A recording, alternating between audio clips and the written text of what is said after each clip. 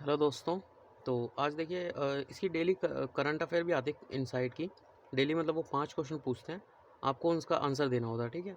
तो मैंने क्वेश्चन देखे, लेवल ठीक था, तो उस हिसाब से हम जो है डेली 5 क्वेश्चन करेंगे, ठीक है। अगर 3 महीने भी अगर हम लगातार इसे करते हैं तो 3 महीने कितने 90 डेज़ हो जाएंगे इंटू 5, ऑलमोस्ट 450 क्वेश्चन तो यही हो जाएंगे। और क्वेश्चन का लेवल भी आप देखेंगे तो अच्छा खासा दे रखा है, ठीक है। तो स्टैटिक और करंट अफेयर दोनों मिला के आ रहे हैं इसमें, ठीक है। तो देखिए सबसे पहला क्वेश्चन जो है ये 13 मई का है, आज का ही है मतलब। इनसाइट करंट अफेयर क्विज़ इन हिंदी, क्विज़ 2000 अच्छा ये मई 2021, ठीक है।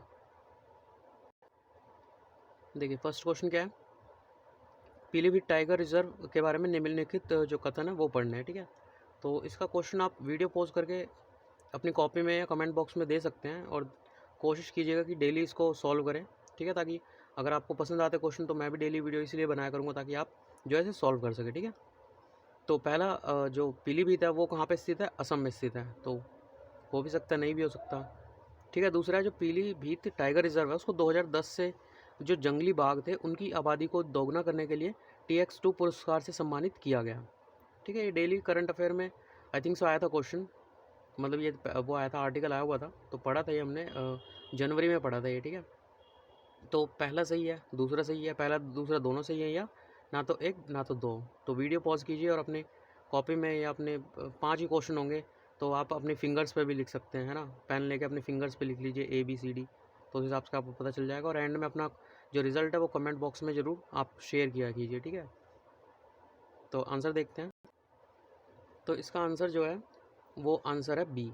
तो केवल 2 सही है, ठीक है। इसमें मतलब यूपी को जो है दोगुनी आबादी करने के लिए TX2 से पुरस्कार दिया था, और ये कहाँ पे स्थित है, तो उत्तर प्रदेश में, ठीक है।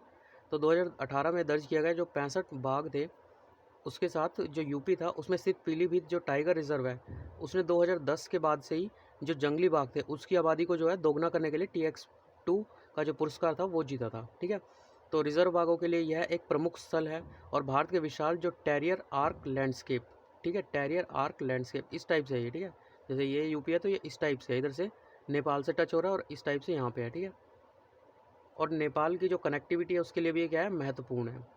TX2 2022 तक जो जंगली बाघ थे उनकी आबादी को दोगुना करने के लिए लक्ष्य को इंगित करते हुए जो टाइगर्स टाइम्स टू, ठीक है, टाइगर्स टाइम्स टू मतलब टाइगर्स टाइम्स टू इस टाइप से ये जो है संदर्भित करता है। तो एक बार लोकेशन देख लेते हैं उसकी। तो ये देखिए यहाँ पे है ये पीलीभीत यूपी में, ठीक है। इसके आसपास आप और भी एक दो चीज़ देख सकते हैं, जैसे दूधवा यहीं पे है, ठीक है। और अगर उत्तराखंड में बात करें तो राजा जी और जिम कॉर्बेट, ठीक है, ये दोनों काफ़ी इंपॉर्टेंट है जो कि उत्तराखंड में है, ठीक है। तो देखिए जो इसे आर्क कहा गया है वो इसकी वजह से कहा गया है, ठीक है। आर्क मतलब इस टाइप से सी शेप में होना, ठीक है। तो ये नेपाल की बाउंड्री से टच है इधर से जाके, और ऐसे ही है, ठीक है। ये वाला क्वेश्चन देखिए हमने जो अभी करंट रिसेंट में जो करंट अफेयर करी थी उसमें भी आया हुआ था, ठीक है, PT 365 में। तो जो SEBC है सामाजिक और आर्थिक रूप से जो पिछड़े वर्ग है, ठीक है, उनके जो समावेशन या बहिष्कार करने का अंतिम अधिकार किसको प्राप्त होता है, ठीक है। तो इनमें देखिए क्या ऑप्शन है, संसद, सर्वोच्च न्यायालय मतलब सुप्रीम कोर्ट, या राष्ट्रपति, या NCBC होता है जो, ठीक है, राष्ट्रीय पिछड़ा वर्ग आयोग होता है। तो ठीक है, तो आप इसको अपनी कॉपी में लिख सकते हैं क्या आंसर होगा। तो इसके बाद देखते हैं आंसर क्या है इसका। देखिए जो SCBC है उसको सबसे पहले तो इसका आंसर क्या है, सी, राष्ट्रपति। मतलब आपको जैसे अगर किसी क्षेत्र को अनुसूचित क्षेत्र भी घोषित करना तो भी राष्ट्रपति ही करता है, ठीक है। तो इसके समावेशन या बहिष्करण करने का अंतिम अधिकार जो है राष्ट्रपति का होता है, ठीक है। तो सर्वोच्च न्यायालय ने कहा कि जो SCBC है उसमें समावेशन किसी को ऐड करा गया हो या उसका बहिष्कार किया गया हो तो उसके संबंध में पहला अधिकार जो होता है वो राष्ट्रपति का होता है, और उसके बाद सूची से संशोधन या बहिष्कार का अधिकार जो है संसद का। राष्ट्रपति के बाद किसका होता है, संसद का, ठीक है। तो जो SCBC है उसकी पहचान करने में राष्ट्रपति अनुच्छेद 338 के बीच जो उसके द्वारा जो गठित आयोग होता है उसकी सहायता ले सकता है, और इसकी सलाह राज्य द्वारा उन नीतियों के संबंध में भी मांगी जाएगी जो इसके द्वारा बनाई जा सकती हो, ठीक है। यदि आयोग पहचान के मामले में संदर्भित एक रिपोर्ट तैयार करता है तो ऐसी रिपोर्ट जो है राज्य सरकार के साथ साझा की जानी चाहिए। मतलब कोई अगर वो गठित आयोग है कोई रिपोर्ट तैयार करेगा तो वो राज्य सरकार को जो है दिखानी होगी, ठीक है। तो उस अनुच्छेद 338B के प्रावधानों के अनुसार इससे निपटने के लिए जो है बाध्य है। हालांकि अंतिम निर्णय राष्ट्रपति द्वारा ही किया जाता है। तो अगला क्वेश्चन देखिए, संविधान का जो भाग 14 है उसके 14A है, उसके तहत गठित न्यायाधिकरण, ठीक है, मतलब न्याय के जो अधिकार क्षेत्र है वो निम्नलिखित में से किस मामले की सुनवाई कर सकता है? तो पहला है विदेशी विनिमय कोई हो रहा हो, ठीक है, या शहरी संपत्ति संबंधी किराएदार हो, संसद के किसी भी सदन का निर्वाचन हो, भूमि सुधार हो, ठीक है। तो इसका देखिए ये ऑप्शन है, तो केवल 4 भूमि सुधार, 1 2 3 2 3 या 1 2 3 4, ठीक है। वीडियो पॉज कीजिए और इसका आंसर दीजिए, ठीक है। तो उसके बाद तो जो इसका आंसर है वो है 4, मतलब चारों के 4 इसमें सही है। तो देखिए इसके अंतर्गत जो न्यायाधिकरण क्षेत्र है अनुच्छेद 323B के तहत उपयुक्त जो खंड 2 है जो यहाँ पे दिया गया है उसमें निर्दिष्ट जितने भी सभी और किन्हीं मामलों के संबंध में भी ये विवाद, शिकायत, अपराधों के न्यायीकरण या द्वारा इनके द्वारा न्याय निर्णय या विचार का जो प्रावधान है वो कर सकते हैं, जिसके संबंध में ऐसे विधानमंडल को कानून बनाने की शक्ति पर्याप्त है, ठीक है। तो कौन से हैं? सबसे पहला लेवी हमने पढ़ा था ना, जो सेस लगता है कर के ऊपर कर, उसका मूल्यांकन, संग्रह, किसी कर का प्रवर्तन कहीं पे एनफोर्स हो रहा हो, टैक्स, सीमा शुल्क, सीमाओं में विदेशी विनिमय, आयात निर्यात, औद्योगिक या श्रम विवादों कोई, ठीक है। इसके अलावा अनुच्छेद जो 31A है, ठीक है, संपत्ति का जो अधिकार था जो बाद में कानूनी अधिकार बन गया। तो परिभाषा किसी भी संपत्ति के राज्य द्वारा अगर अधिग्रहण के माध्यम से भूमि सुधार या उसके किसी भी अधिकार या ऐसे किसी भी अधिकार की समाप्ति या संशोधन या जो कृषि भूमि है उस पर सीलिंग हो गई है, मतलब सीलिंग कर देते ना, वो रेड टेप मार के सीलिंग कर देते हैं। तो अगर इन सब चीज़ों पे अगर सीलिंग हो गया तो उसके माध्यम से या किसी अन्य तरीके से भी ये कर सकती है, ठीक है। शहरी संपत्ति पर अगर कोई सीलिंग लग गई हो, ठीक है। उसके बाद संसद के किसी भी सदन या किसी राज्य के जो विधानमंडल है उसके चुनाव के लिए, लेकिन इन दोनों अनुच्छेद को छोड़कर 329 और 329 का A, ठीक है, इन दोनों अनुच्छेद को छोड़कर जो है बाकी सभी पर जो राज्य के विधानमंडल चुनाव होंगे उन पर ये जो है लागू होगा, मतलब न्याय अधिकार क्षेत्र में आएगी। उसके अलावा कोई खाद्य तिलहन जो खाद्य सामग्री होती है उसका उत्पादन, खरीद, आपूर्ति, वितरण, राष्ट्रपति द्वारा सार्वजनिक अधिसूचना के तहत कोई निर्दिष्ट अन्य आवश्यक सामान और कीमतें, इनके नियंत्रण की घोषणा, तो ये भी न्याय के अधिकार क्षेत्र में आती है। उसके अलावा किराया, इसके विनिमय, नियंत्रण, किराएदारी के मुद्दे जिसमें जमींदारी और किराएदारी का अधिकार, टाइटल और ब्याज शामिल हो, ठीक है। उन मामलों में किसी भी संबंध में उपदंड A से लेके H तक, ठीक है, जो ऊपर हमने पढ़े, में निर्दिष्ट और फीस संबंधी किसी भी मामले के संबंध में कानूनी खिलाफ अपराध हो, ठीक है। उपखंड J और A से I में निर्दिष्ट कोई भी मामला हो, ठीक है। अगला क्वेश्चन देखिए, ये भी पढ़ा हुआ है हमने करंट अफेयर में। तो आदित्य जो L1 मिशन है उसके बारे में निम्नलिखित कथनों पर विचार कीजिए। सबसे पहले भारत का पहला सौर मिशन है, ठीक है। सैटेलाइट को पृथ्वी की सतह से 36,000 किलोमीटर की ऊंचाई पर स्थापित किया जाएगा, हो सकता है। इसे PSLV प्रेक्षण यान द्वारा प्रक्षेपित किया गया है, तो ये सही हो भी सकता है, नहीं भी। तो कौन सा कथन इनमें सही है? पहला दूसरा, पहला तीसरा या पहला दूसरा तीसरा, ठीक है। पॉज करके वीडियो और आंसर देने की कोशिश कीजिए। अब चलते हैं आंसर की तरफ। तो इसका आंसर क्या है? C, पहला और तीसरा, मतलब भारत का पहला जो सूर्य है, आदित्य 1 सूर्य का अध्ययन करने वाला भारत का पहला मिशन है, ठीक है। तो ये मिशन जो है इसकी परिकल्पना 400 किलोग्राम वर्ग के उपग्रह के रूप में की गई, जिसमें एक पेलोड जो विजिबल एमिशन लाइट कोरोनोग्राफ होगा, मतलब जो अर्थ सन की जो कोरोना है उसका अध्ययन करेगा, और 800 किलोमीटर निम्न भू कक्षा में जो है स्थापित करने की योजना है, ठीक है। तो ये जो BS में 36,000 किलोमीटर पर स्थापित किया जाएगा, जबकि ये जो है 800 किलोमीटर निम्न भूकक्षा में इसे स्थापित किया जाएगा।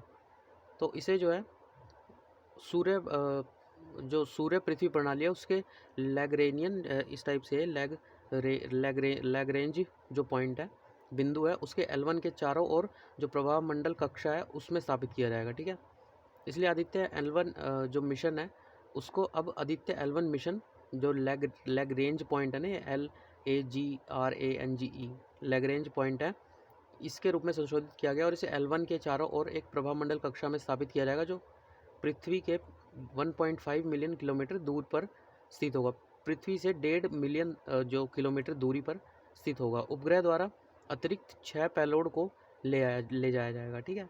मतलब जैसे क्लासेस होते हैं ना, L1 L2 क्लासेस कह रहा हूँ, जो सन है इसके आसपास ऐसे वो होते हैं, लेयर्स होती है, तो L1 L2 L3 L4 L5 तक होती है, ठीक है। तो उनमें से L1 जो है वहाँ पे इसे जो है फिक्स किया जाएगा।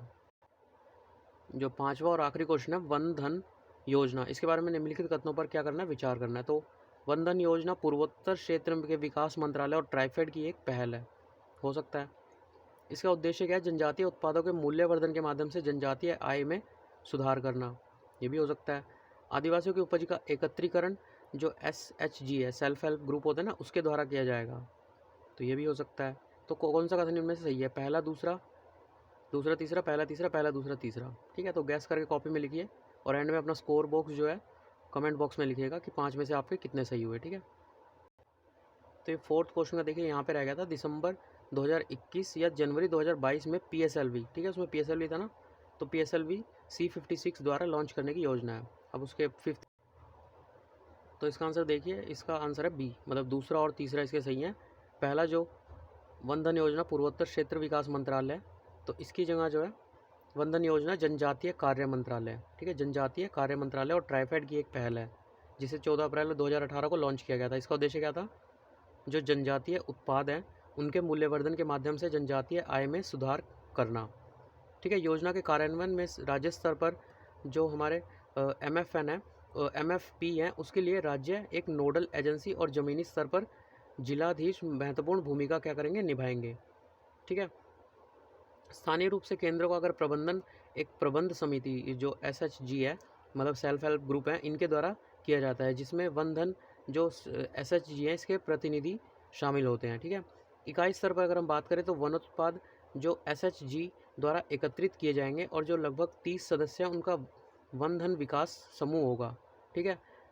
SHG जो MFP है उसका प्राथमिक सतह पर MFP का जो मूल्यवर्धन होता है वो करेंगे, ठीक है। देखिए इसको ऐसे समझिए कि जो हमारा एक राज्य स्तर है, ठीक है, एक केंद्र स्तर है। तो राज्य स्तर पर जो होंगी जो योजना का कार्यान्वयन करेगी उसकी नोडल एजेंसी जो होगी, देखिए MFP क्या होता है, माइनर जो फॉरेस्ट प्रोडक्ट होता है, जो आदिवासी वगैरह बेचते हैं ना, जिनसे वो पैसा कमाते हैं, तो इनकी योजना के कार्यान्वयन पर राज्य स्तर पर जो MFP होगी इसके लिए राज्य नोडल एजेंसी होगी। और अगर ज़मीनी स्तर पर देखें तो हमारे जिलाधीश जो होता है वो होगा, और केंद्र स्तर पर एक प्रबंध समिति होगी, ठीक है, जिसे हम सेल्फ हेल्प ग्रुप भी कहते हैं, उसके द्वारा इसका जो है कार्यान्वयन किया जाएगा, जिसमें वन धन जो SHG है उसके प्रतिनिधि शामिल होंगे, ठीक है। अगर इकाई स्तर पर मतलब अगर सिंगल उस पर देखें तो यूनिट लेवल, यूनिट मतलब वो हो गया जो लेवल हो गया, तो उस पर वनोत्पाद जो SHG द्वारा एकत्रित किए जाएंगे और लगभग 30 सदस्यों का एक जो है वन धन विकास समूह बनाया जाएगा, ठीक है। SHG जो MF माइनर फॉरेस्ट प्रोडक्ट होंगे उनका प्राथमिक स्तर पर MFP का मूल्यवर्धन करेंगे, मतलब इसका जो है मूल्य बढ़ाने का काम करेंगे, मतलब जो आदिवासी जो माइनर फॉरेस्ट प्रोडक्ट जो वो फॉरेस्ट से मतलब काट पीट के या उगा के लाते हैं, उसका जो है इसका ये प्राइस बढ़ाने की कोशिश करेंगे जो SHG ग्रुप होंगे, सेल्फ हेल्प ग्रुप होंगे, ठीक है। तो बस आज के लिए यही है, 5 ही क्वेश्चन है, ठीक है। तो बस इतना ही आज के लिए, और अगर आपको वीडियो पसंद आता है तो इस पर क्या कहते हैं, लाइक कीजिएगा ताकि मैं कल से इसे डेली ला पाऊँ, ठीक है, इस टाइम पे। और सुबह जो है करंट अफेयर जो पहले दिन का होगा वो डेली डाल दिया करूँगा, ठीक है। तो उसके अलावा आपका प्रीलिम्स भी पोस्टपोन हो चुका है, तो अब देखते हैं थोड़ा स्ट्रैटेजी में और चेंज करना पड़ेगा। अब जो है मंथली करंट अफेयर भी फैब की स्टार्ट करनी पड़ेगी साथ साथ। अभी PT 365 वैसे काफ़ी पड़ी हुई है, ठीक है। तो ठीक है, अगर आपको वीडियो पसंद आता है तो लाइक सब्सक्राइब कीजिए और घर में रहिए, पढ़ते रहिए। उसके अलावा आपका दिन क्या हो, शुभ हो।